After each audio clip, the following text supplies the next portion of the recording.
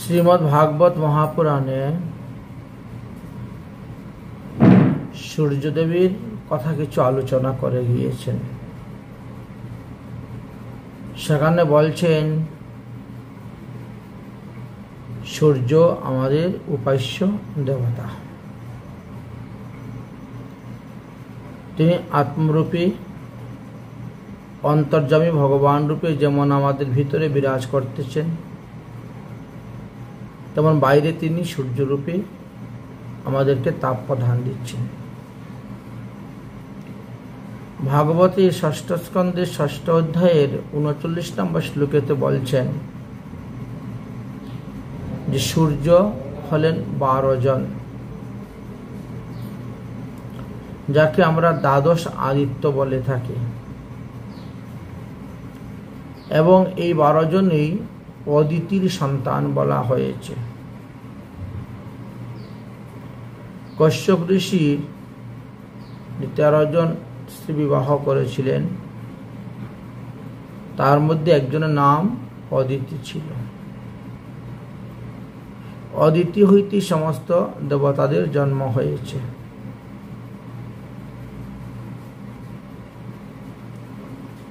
অদিতির দ্বাদশ পুত্রের মধ্যে বিভূষণ নামক যে সূর্য, তিনি হলেন অত্যন্ত অন্যতম সূর্য, কারণ তার থেকেই সূর্যবংশ বেরিয়ে এসেছে। অন্যান্য সূর্য থেকে আরো অন্যান্য বংশ এসেছে, এই বিষয়েও আলোচনা করেছেন। তাহলে 12 জন সূর্যের নাম কি কি পাওয়া গেছে?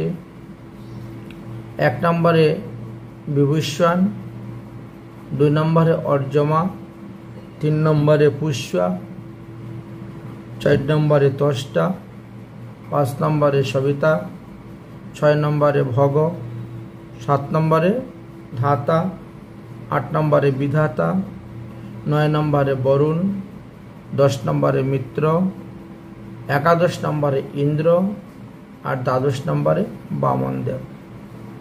বামন ভগবানও তিনিও অদিতির পুত্ররূপে জন্মগ্রহণ করেছিলেন।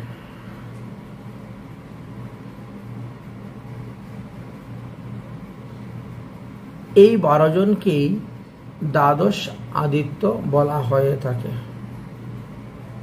অর্থাৎ এই 12 জনই সূর্য সদৃশ্য তাপ প্রদান করিয়া থাকেন পৃথিবীতে। তারা এক এক সময় এক একজন আসেন। তার মধ্যে বিভূষণ নামক সূর্যের মহিমার কথা বেশি ভাগবতে বর্ণন করে গিয়েছেন, অন্যান্যদের কথা একটু কমই আছে। বিভূষণ নামক সূর্যের পত্নীর নাম ছিল সংজ্ঞা, আর তিনি ছিলেন বিশ্বকর্মার কন্যা। বিশ্বকর্মার কন্যা সংজ্ঞার সহিত সূর্যদেবীর বিবাহ হয়েছিল, এবং সূর্যদেবীর ঔরসে সংজ্ঞার গর্ভে শ্রাদ্ধদেব বা বৈবস্বত মনু জন্মগ্রহণ করেছিলেন। তারপরে যম আর যমুনা, তারা যমজ পুত্রকন্যা উৎপন্ন হয়েছিল। যম আর যমুনা জন্ম নিয়েছিল। এই সংজ্ঞা সূর্যদেবের তেজ সহ্য করতে পারেন না বলে তিনি নিজের ছায়া হইতে এক নারী সৃষ্টি করেছিলেন। করে তাকে সূর্যদেবের বাড়িতে রেখে দিয়ে তিনি পিতৃয়ালয়ে গমন করেন, এবং সেই ছায়া নারীকে বললেন, তুমি আমার মতনই সূর্যদেবের গৃহে অবস্থান করে সমস্ত কাজকর্ম আদি করবে, তার সেবা যত্ন করবে। আমি তপস্যা করতে চলে যাচ্ছি পিতৃয়ালয়ে। সূর্যের তেজ সহ্য করার মতন ক্ষমতা শরীরে অর্জন করার জন্য আমি ব্রহ্মচর্য পালন করে তপস্যাতে রত হয়ে যাব, আর তুমি আমার এই কাজগুলোকে সমাধান করো। এইভাবে বলে সেই ছায়া নারীকে রেখে সংজ্ঞা চলে যান পিতৃালয়ে এবং বিশ্বকর্মার নিকটে সমস্ত ঘটনা খুলে বলেন। বিশ্বকর্মা তখন মেয়েকে তপস্যার জন্য স্থান দেখিয়ে দেন, এই স্থানে বসে তুমি তপস্যা করো। সংজ্ঞাও তপস্যা করতে বসে যান। এদিকে ভগবান সূর্যদেব কিন্তু ছায়াকে চিনতে পারেন না। ছায়াকে তিনার আসল স্ত্রী তিনি মনে করেছেন, নকল স্ত্রী তিনি কখনো মনেই করেন না।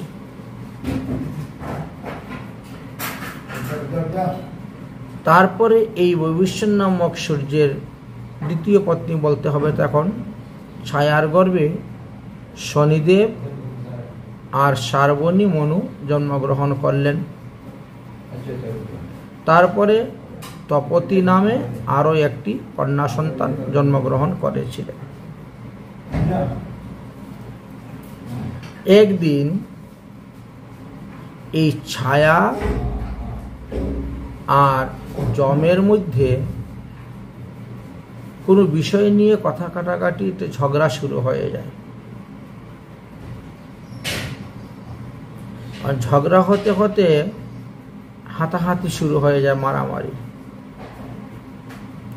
জনশ্রুতি হইতে জানা যায় যে যম তখন ওই ছায়াকে লাথি মেরে দিয়েছিলেন। ছায়া তখন অভিসম্পাদ দিলেন, যাও তোমার পা দুইটা ফুলে যাক, গুদা হয়ে যাক। সঙ্গে সঙ্গেই যমের দুটি চরণ গুদা হয়ে গেছে, পা ফুলে গিয়েছে। যম তখন কাঁদতে শুরু করেছেন। সন্ধ্যার সময় যখন সূর্যদেব ফিরে আসলেন, সূর্যদেবের কাছে যম কেঁদে কেঁদে সমস্ত ঘটনা বললেন। সূর্যদেব তখন চিন্তা করলেন যে মায়ের অভিশাপ তো কখনো সন্তানের গায়ে লাগে না, তাহলে এই ছায়ার অভিশাপ কেমন করে যমের গায়ে লেগে গেল? তাহলে এই ছায়া কে?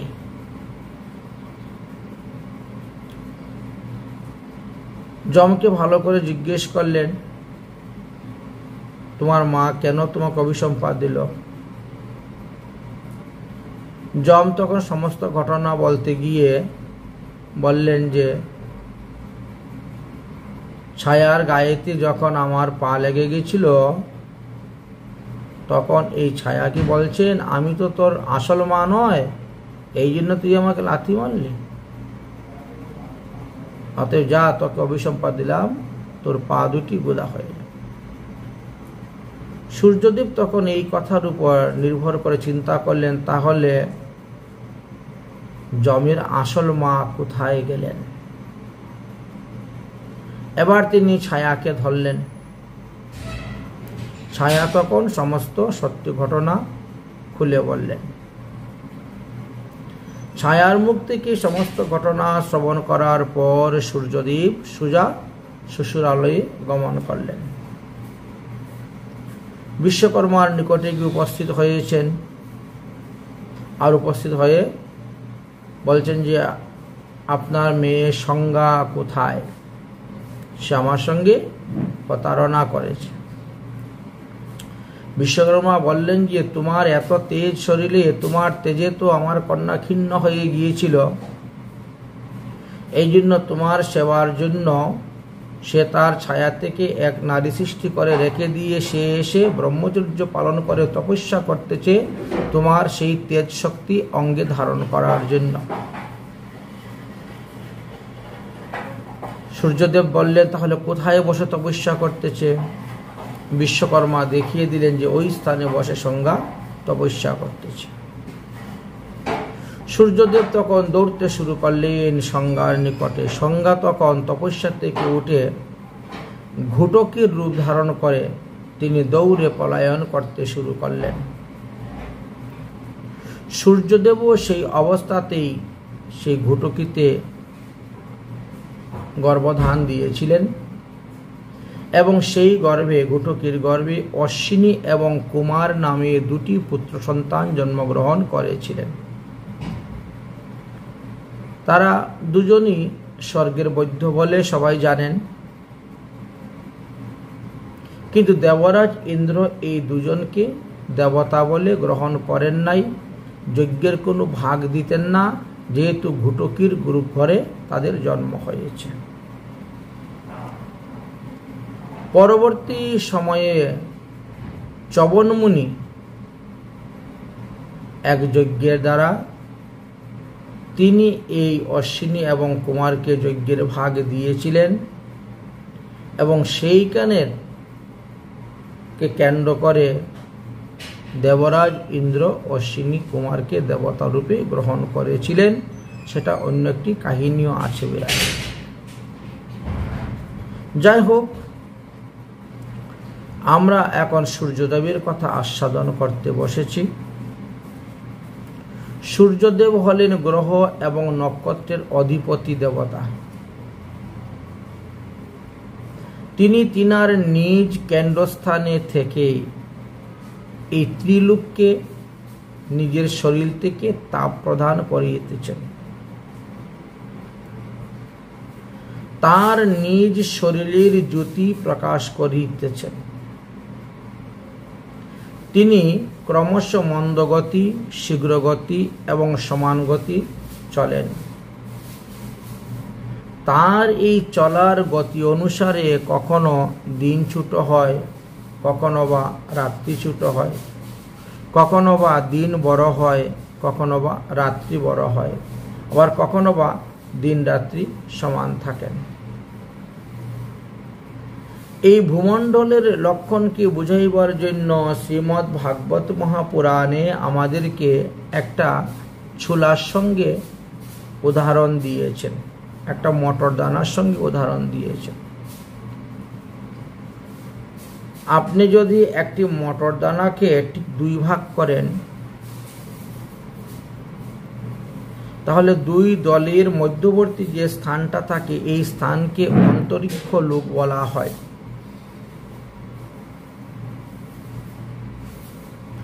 দুইটি মটর দানার সন্ধিস্থলকে অন্তরিক্ষ স্থল বলা হয়। আর এই অন্তরিক্ষ সন্ধিস্থলে থেকে উভয় ভাগেই উভয় দিকেই গ্রহ এবং নক্ষত্র অবস্থান করেন সূর্যকে চতুর্দিকে ঘিরে।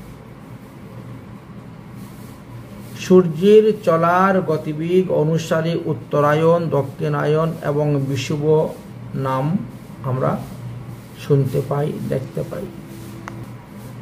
আমাদের 12 মাসের সঙ্গে না 12টা রাশির নাম সংযুক্ত আছে। 12টি মাস যেমন সূর্য ভোগ করেন, তেমনি 12টা রাশিকেও ভোগ করেন। যেমন মেষ মাস, মেষ বলতে বৈশাখ মাস, বৈশাখ মাসকে মেষ বলা হয়। জ্যৈষ্ঠ মাসকে বৃষ বলা হয়। আষাঢ় মাসকে মিথুন বলা হয়। শ্রাবণ মাসকে কর্কট বলা হয়। ভাদ্র মাসকে সিংহ বলা হয়। আশ্বিন মাসকে কন্যা বলা হয়। কার্তিক মাসকে তুলা বলা হয়। অগ্রহায়ণ মাসকে বৃশ্চিক বলা হয়। পৌষ মাসকে ধনু, মাঘ মাসকে মকর, ফাল্গুন মাসকে কুম্ভ আর চৈত্র মাসকে মীন মাস বলা হয়। সূর্য যখন মেষ রাশিতে কিংবা তুলা রাশিতে অবস্থান করেন,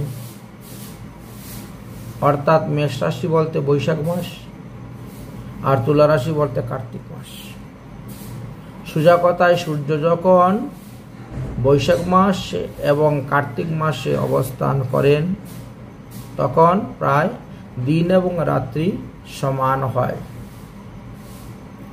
সূর্য যখন বৃষ, মিথুন, কর্কট, সিংহ, কন্যা রাশিতে অবস্থান করেন, অর্থাৎ জ্যৈষ্ঠ, আষাঢ়, শ্রাবণ, ভাদ্র, আশ্বিন এই 5 মাসে অবস্থান করেন, তখন রাত্রি ছোট হইতে থাকে আর দিন বড় হইতে থাকে। সূর্যদেব যখন বৃশ্চিক, অগ্রায়ণ, বৃশ্চিক, ধনুষ, মকর, কুম্ভ, মীন রাশিতে অবস্থান করেন, অর্থাৎ অগ্রায়ণ, পৌষ, মাঘ, ফাল্গুন, চৈত্র অবস্থান করেন, সেই কালে রাত্রি বড় হইতে থাকে এবং দিন ছোট হইতে থাকে। সূর্যের এই গতি অনুসারে আমরা উত্তরায়ণ এবং দক্ষিণায়ন নামে দুটি জিনিস পাই। সূর্য যখন দক্ষিণ দিকে হেলে ওঠেন তখন দক্ষিণায়ন বলা হয়, সূর্য উত্তর দিকে হেলে উঠলে উত্তরায়ণ বলা হয়। দক্ষিণায়ন আরম্ভ থেকে দিনমান বৃদ্ধি পাইতে থাকে, আর উত্তরায়ণ আরম্ভ হইতে রাত্রিমান বৃদ্ধি পাইতে থাকে। দক্ষিণায়ন বলতে সাধারণত আমরা শ্রাবণ, ভাদ্র, আশ্বিন, কার্তিক, অগ্রহায়ণ, পৌষ মাসকে বুঝি। পৌষ সংক্রান্তি থেকে আমাদের উত্তরায়ণ শুরু হয়ে যায়, তাই উত্তরায়ণ বলতে মাঘ, ফাল্গুন, চৈত্র, বৈশাখ, জ্যৈষ্ঠ, আষাঢ়।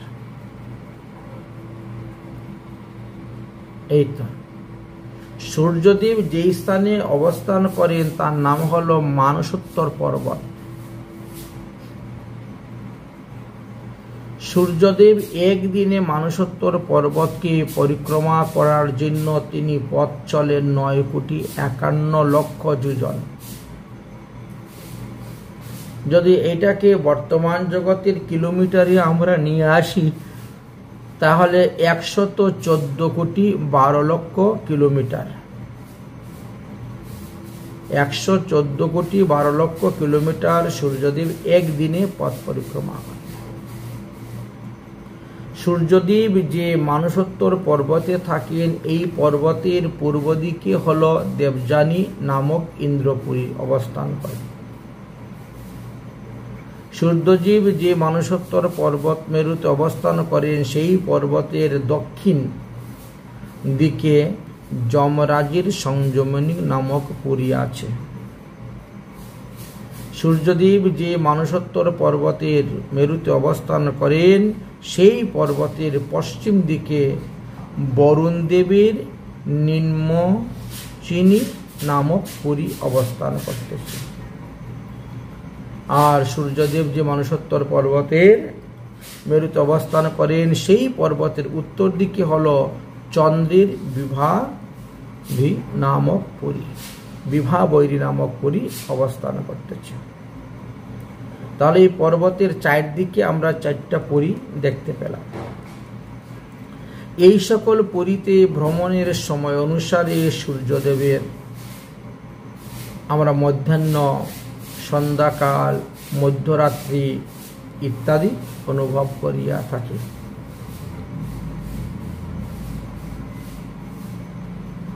সূর্য যখন অশ্বিনী আদি নক্ষত্রের অভিমুখে গমন করেন তখন মেরুকে বামে রেখে তিনি ভ্রমণ করেন।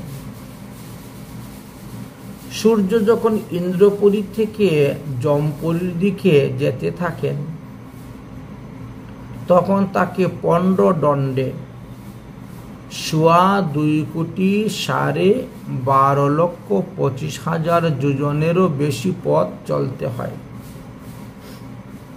সেগুলো আগের দিনের হিসাব। বর্তমানের হিসাব যদি আমরা বলি তাহলে সূর্যদেব 6 ঘন্টায়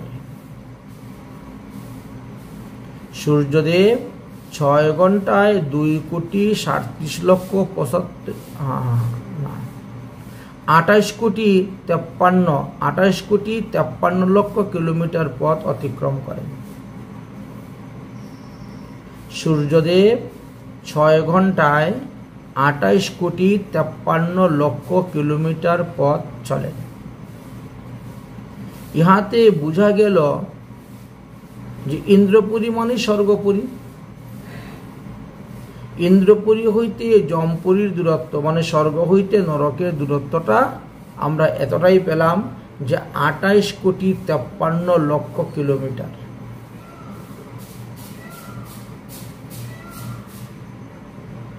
ঠিক তেমনি ভাবে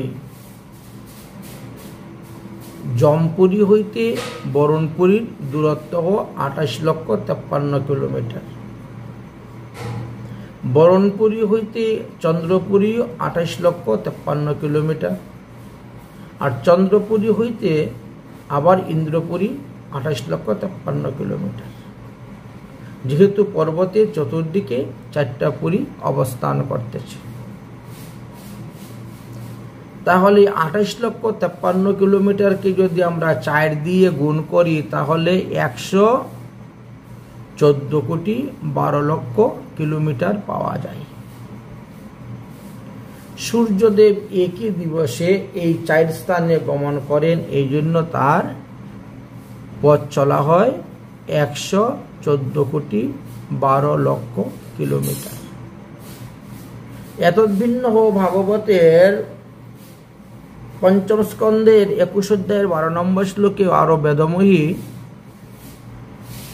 সূর্যদেবের গতির কথা আলোচনা করে গিয়েছেন। বেদময়ী রথে হয়ে তিনি যে চলেন তার একটু বেশি আলোচনা করা আছে।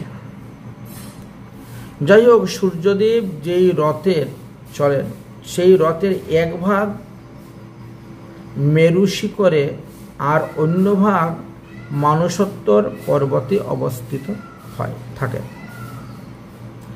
এই রথের চক্রে ওই অক্ষের মধ্যে নির্বদ্ধ থাকে তৈলযন্ত্র চক্রের ন্যায় মানসোত্তর পর্বতের মধ্যে সূর্যদেবের এই রথ ঘুরে বেড়ায়। সূর্যদেবী যে রথের উপরে উপবেশন করেন সেই রথের দৈর্ঘ্য হল 36 লক্ষ যোজন।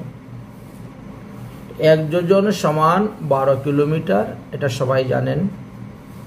তো তাকে 12 দিয়ে যদি আমরা গুণ করি তাহলে 4,32,00,000 কিলোমিটার হলো সূর্যদেবের রথের লম্বা। আর প্রস্থ হলো 9 লক্ষ যোজন, অর্থাৎ 1,08,00,000 কিলোমিটার। এই রথের মধ্যে যে ঝুপকাষ্ঠ থাকে ওই ঘোড়াগুলাকে বাঁধার জন্য বা জোগাল দেওয়ার জন্য যে কাঠগুলাকে লম্বা করে থাকে বলে সেইগুলা হলো 36 লক্ষ যোজন দৈর্ঘ্য, অর্থাৎ 4,32,00,000। তাহলে সম্পূর্ণ রথটাকে যদি আমরা ঘোড়া সহ রথের যুগাল সহ সূর্যদেব বসা অন্যান্য লোক বসা সহ নিয়ে বিচার করি তাহলে দেখা যায় সূর্যদেবের রথটি ছিল 8,64,00,000 কিলোমিটার। একটা রথের এতটা দৈর্ঘ্য। হয়তো আপনারা আশ্চর্য হতে পারেন কথাগুলো শুনে, কিন্তু আশ্চর্য হওয়ার কিছুই নয়, যেহেতু সূর্য পৃথিবী হইতে 13 লক্ষ গুণ বড়। সূর্যনারায়ণ ভগবান কোনো সাধারণ নয়। এই পৃথিবী হইতে 13 লক্ষ গুণ বড়। মতান্তরে বলছেন 13,90,000 গুণ বড়। তো এই অনুসারে যদি আমরা বিচার করি তাহলে 13 লক্ষ পৃথিবী একত্র করলে যতটুকু হয় সূর্য ততটা বড়। তাহলে একটা সূর্যের মধ্যে 13 লক্ষ পৃথিবী এঁটে যাবে, জায়গা হয়ে যাবে থাকা। সূর্যদেব পৃথিবীর চাইতে 3 লক্ষ গুণ ভারী। পৃথিবী কি ভারী, তার থেকে 3 লক্ষ গুণ বেশি ভারী আছেন সূর্যদেব। এই জন্য তার রথটাও সেই রকম। মতান্তরে তো লেখা আছে 3,30,000 গুণ ভারী। এখন প্রশ্ন হইতে পারে, তাহলে সকালবেলা যখন আমরা পূর্ব দিকে তাকাই তখন তো সূর্যদেবকে দেখি একটা কাঁসার থালের মতন, তিনি উদয় হচ্ছেন। অথচ শাস্ত্র অনুসারে বিচার করলে দেখা যাচ্ছে যে পৃথিবী থেকে 13 লক্ষ গুণ বড় এত বড় সূর্যকে তাহলে আমরা এত ছোট একটা কাঁসার থালের মতো দেখি কেন? বলে দূরত্বর কারণে। যত বড় বস্তু হোক না কেন দূর থেকে দেখলে পরে তাকে ছোট দেখা যায় দূরত্বের কারণে। তাহলে আমরা যে পৃথিবীতে অবস্থান করতেছি, এই পৃথিবী থেকে সূর্যের দূরত্ব কত? বলে 14,96,00,000 কিলোমিটার। পৃথিবী হইতে সূর্যের দূরত্ব হলো 14,96,00,000 কিলোমিটার। এত বড় রথের সারথি কে ছিলেন? সূর্যদেবের রথের সারথীর নাম হলো অরুণ। তিনি কশ্যপ মুনিরই পুত্র। বনিতা তিনার মায়ের নাম। বনিতা থেকে জন্ম হয়েছে, অর্থাৎ গরুরের ভাই ছিলেন তিনি। অরুণ আর গরুর এরা দুই ভাই ছিলেন। সূর্যদেবের এত বড় রথ টানার জন্য বলিষ্ঠ বলিষ্ঠ 60টি ঘোড়া আছে। গায়ত্রী ছন্দাদি এদের নাম দেওয়া আছে। সূর্যদেবের রথের উপরের মধ্যে 60,000 বাল্যকিল্য মুনি এরা সূর্য দিকের দিকে মুখ করে স্তুতি ভক্তি প্রণাম দণ্ডবত প্রার্থনা ইত্যাদি জ্ঞাপন করিয়া থাকেন। সূর্যদেব যত সময়ে এই পৃথিবী মণ্ডলের সঙ্গে সম্পর্ক রেখে আকাশে পরিক্রমা করেন, তাহাকে ক্রম অনুসারে আমাদের সংবৎসর, পরিবৎসর, ইরাবৎসর, অনুবৎসর বা বৎসর বলিয়া থাকেন। এই বৎসর শব্দটির উৎপত্তি কোথা থেকে হলো?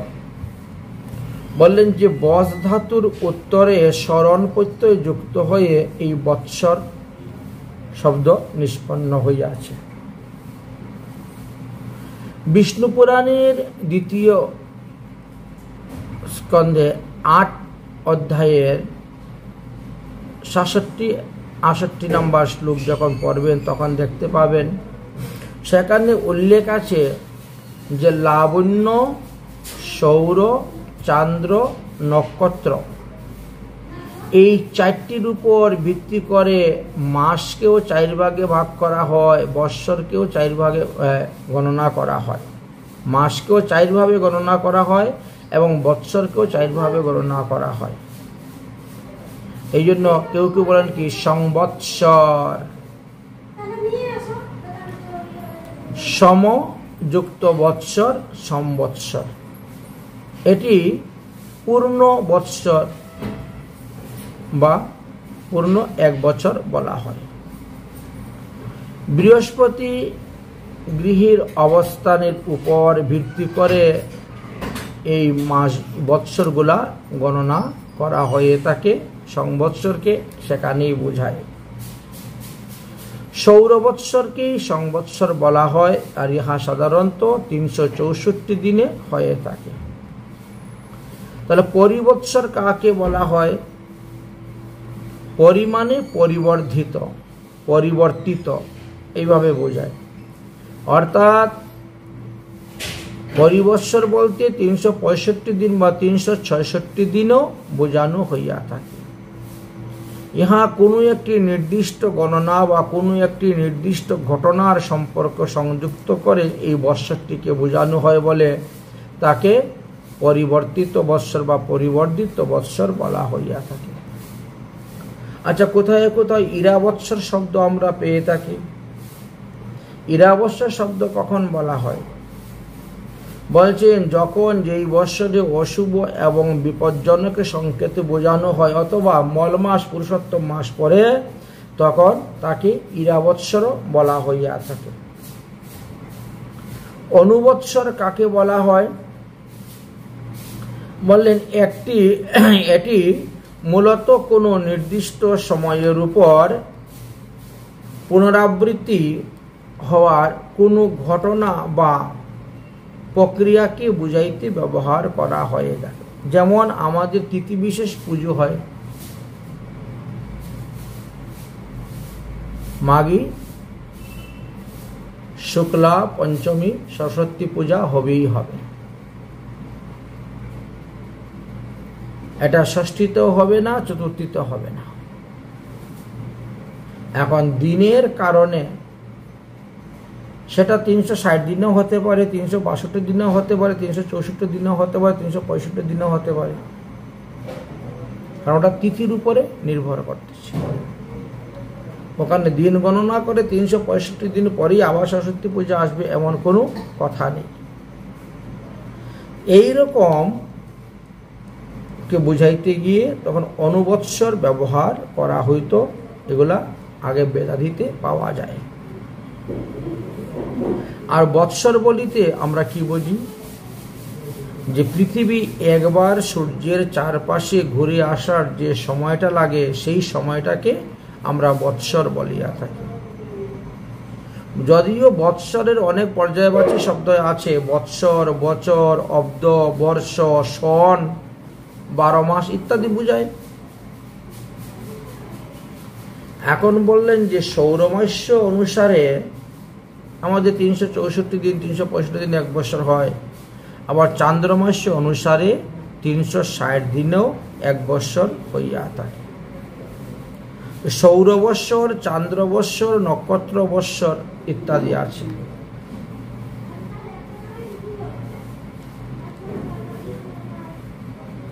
সূর্য রূপেই তো স্বয়ং ভগবান অবস্থান করিতেছে। ভগবানের অনন্ত অনন্ত রূপ, তার মধ্যে সূর্য নারায়ণ একটি। সমস্ত গ্রহের মধ্যে তিনি রবি, সূর্য গ্রহ নামে অভিহিত হয়ে আছে।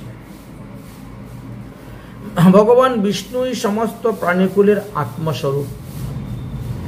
তিনি এই সৌরমণ্ডল রচনা করিয়াছেন, তিনি এই সূর্যরূপে এসে পৃথিবীতে তাপ প্রদান করেছেন, আর তিনি অন্তর্যামী ভগবান রূপে আমাদের হৃদয়ের মধ্যে বসে আছেন।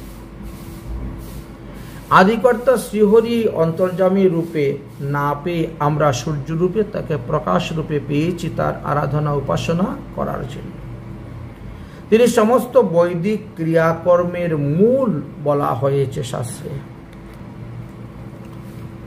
ভগবান সূর্যদেব পৃথিবী এবং স্বর্গের মধ্যবর্তী যে অন্তরিক্ষ লোক আছে তার মধ্যেই কালক্রম আশ্রয় করে তিনি 12 মাস বা 10 রাশিতে ভোগ করেন, উদয় হন। তিনার সঙ্গে 60টি গণ থাকে। এই যে আমরা 12 জন সূর্যের কথা আলোচনা করলাম, এই 12 জন সূর্য এক এক মাসে বা এক এক রাশিতে এক এক সূর্য অবস্থান করিয়া থাকেন এবং তাদের গণ সহ অবস্থান করিয়া থাকেন। যেমন মনে করেন মেষ রাশিতে, অর্থাৎ বৈশাখ মাসে সমস্ত কার্যগুলাকে নির্বারণ করিবার জন্য ভগবান শ্রীহরি অর্যমা নামক সূর্য রূপ ধরে বা অর্যমার হৃদয়ের মধ্যে প্রবেশ করে তিনি প্রকট হন। তিনার সঙ্গে পুলস্ত ঋষি, অথৌজা যক্ষ প্রভৃতি রাক্ষস, পুঞ্জিক স্থলী অপ্সরা, নারদ নামক গন্ধর্ব, কচ্ছনিপ নামক সর্প, এদেরকে নিয়ে তিনি সৌরমণ্ডলে উপস্থিত হন। তারাও তাদের নিজ নিজ কার্য সম্পাদন করিয়া থাকেন। এরা সবাই সূর্যনারায়ণ ভগবানের সেবা করার জন্য এই 7 গণ তেনার সঙ্গে যান, যার যেটা সেবা সেই সেবা করিয়া। এবার জ্যৈষ্ঠী মাসের কথা বলি। জ্যৈষ্ঠী মাস কি? বৃষ রাশি। বৃষ রাশিতে অর্থাৎ জ্যৈষ্ঠী মাসের কার্য নির্বাহের জন্য ভগবান শ্রীহরি মিত্র নামক সূর্যের রূপ ধারণ করে বা মিত্র নামক সূর্যের দিকে তিনি প্রবেশ করে সেই শক্তি সঞ্চার করেন তাপ দেওয়ার জন্য।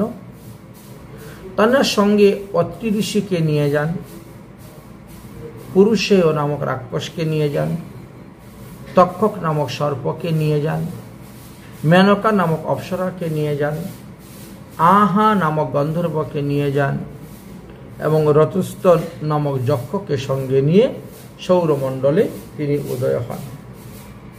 তাহারাও প্রত্যেকে নিজ নিজ কার্য সম্পাদন করিতে থাকেন। এবার আষাঢ় মাসের কথা বলবো। আষাঢ় মাসকে বলা হয়েছে মিথুন রাশি।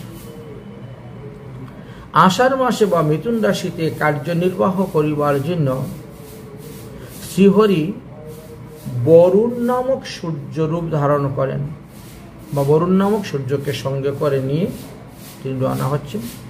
তার সঙ্গে বৈশিষ্ট্য ঋষি, রম্বা নামক অপ্সরা, সহজন্য নামক যক্ষ, উহু নামক গন্ধর্ব, শুক্র নামক নাগ এবং চিত্রেশ্বর নামক রাক্ষসকে সঙ্গে করে নিয়ে সৌরমণ্ডলে উদিত হন এবং প্রত্যেকের নিজ নিজ কার্য তারা সম্পাদন করে।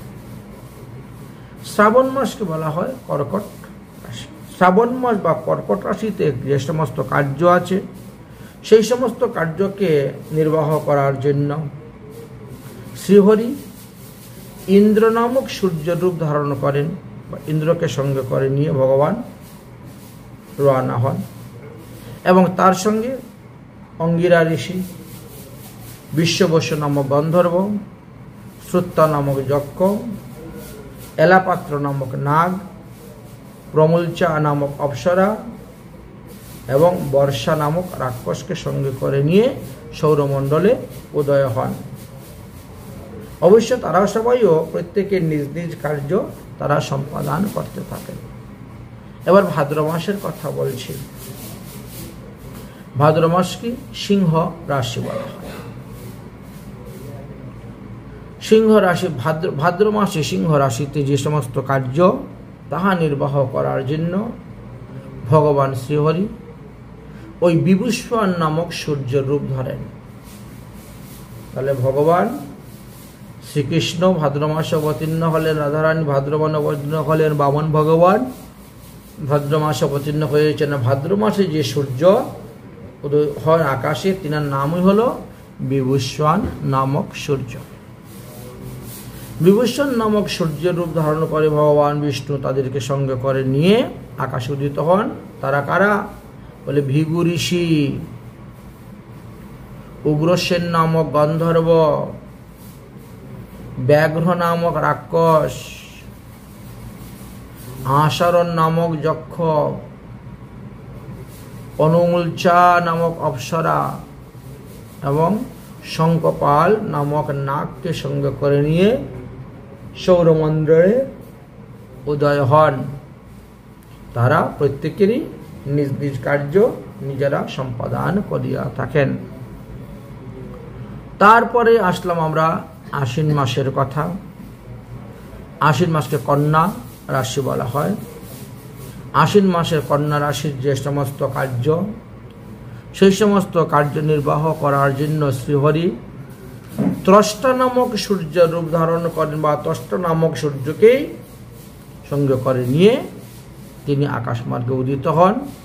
তার সঙ্গে যে 7 গণ থাকে তাদের মধ্যে প্রথমে হলেন যমদগ্নি মুনি, যমদগ্নি ঋষি, তারপরে হলেন কলম্ব নামক নাগ, তারপরে তিলোত্তমা নামক অপ্সরা, তারপরে ব্রহ্মপেত নামক রাক্ষস, অতঃপর শতজিৎ নামক গন্ধর্ব, অতঃপর ধৃতরাষ্ট্র নামক গন্ধর্ব, শতজিৎ নামক যক্ষ এবং ধৃতরাষ্ট্র নামক গন্ধর্বকে সঙ্গে করে নিয়ে সৌরমণ্ডলে উদিত হন এবং তাহারও প্রত্যেকে নিজ নিজ কার্য সম্পাদন করিয়া থাকেন। এবার আসলাম আমরা কার্তিক মাসের কথা। কার্তিক মাসে তুলা রাশিতে যে সমস্ত কার্য আছে সেই সমস্ত কার্য নির্বাহ করিবার জন্য ভগবান শ্রীহরি বিষ্ণু নামক সূর্যের রূপ ধারণ করেন। বিষ্ণু নামক সূর্যের দেখিতে প্রবেশ করিয়া তিনি সমস্ত কার্য নির্বাহন করেন। তার সঙ্গে থাকেন বিশ্বামিত্র ঋষি, অশ্বত্তর নামক নাগ, রম্বা নামক অপ্সরা, সূর্যবচা নামক গন্ধর্ব, সত্যজিৎ নামক যক্ষ এবং মখাপেত নামক রাক্ষসকে সঙ্গে করে নিয়ে সৌরমণ্ডলে উদিত হইয়া থাকেন। তারাও প্রত্যেকে নিজ নিজ কার্য তারা সম্পাদন করিয়া থাকেন। এবার আমরা অগ্রহায়ণ মাসের কথা বলবো। অগ্রহায়ণ মাস বৃশ্চিক রাশি। অগ্রহায়ণ মাসের যে বৃশ্চিক রাশির যে সমস্ত কার্য, সেই সমস্ত কার্যকে নির্বাহন করিবার জন্য ভগবান শ্রীহরি অংশু নামক সূর্য নাম ধারণ করেন বা অংশ সঙ্গে করে নিয়ে এবার তিনি রওনা হলেন।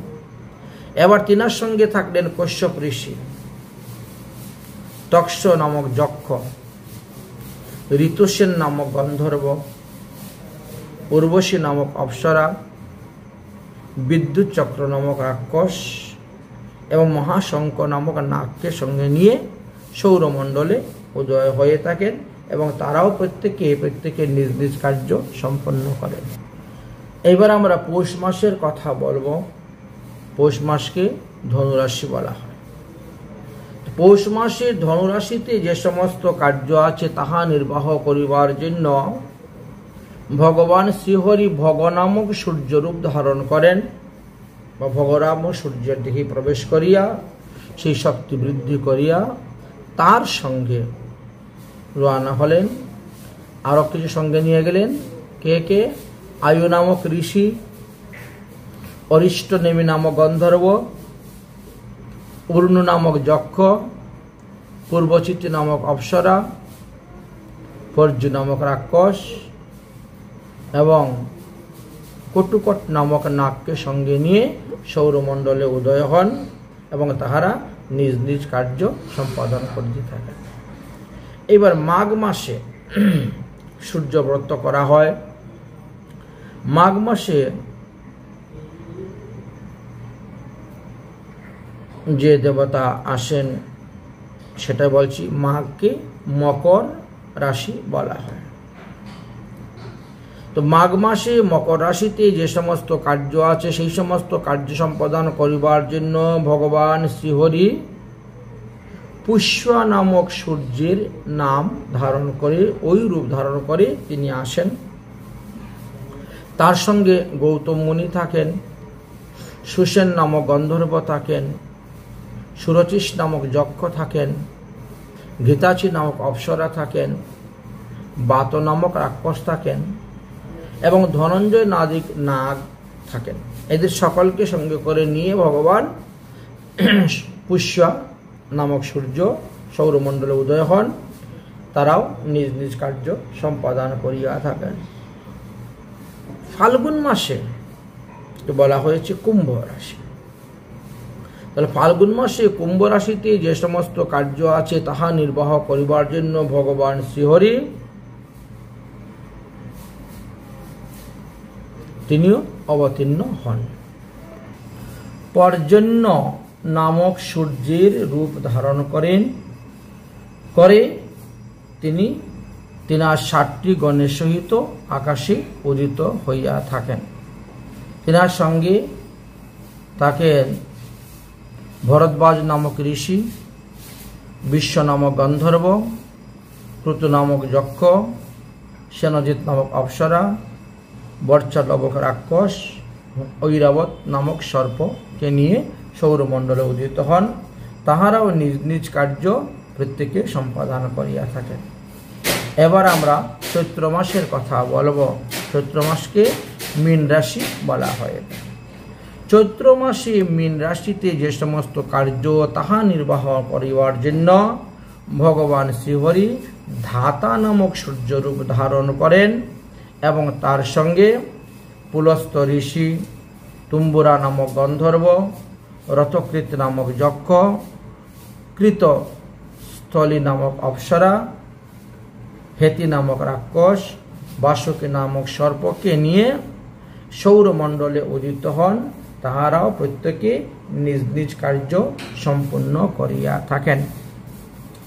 এইভাবে সূর্যের কথা আলোচনা করে গিয়েছেন। কালরূপ মানে সময়। সূর্যের এই ভ্রমণটাকে তো সময় বলা হয়। ভূতকাল, ভবিষ্যৎকাল, বর্তমান কাল। কাল বলতে এখানে সময়কে বোঝানো হয়েছে।